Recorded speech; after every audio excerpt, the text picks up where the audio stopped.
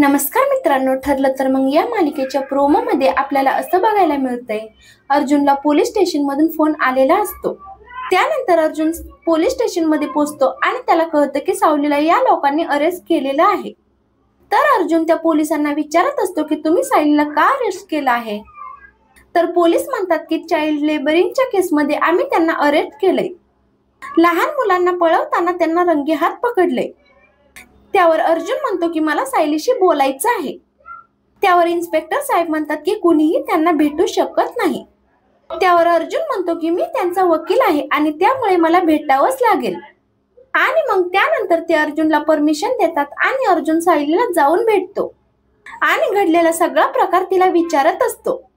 सायली म्हणते की मी कुसुमताईंच्या घरी जायला निघाले होते, पण मला मध्येच दिसलं की काही लोक एका मुलाला किडनॅप करत आहेत, म्हणूनच मी त्याला वाचवायला गेले।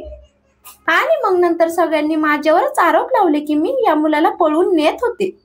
पण आता सगळे पुरावे सायलीच्या विरोधात असल्यामुळे अर्जुन सावलीला कसा सोडवणार हे पाहणं रंजक असेल।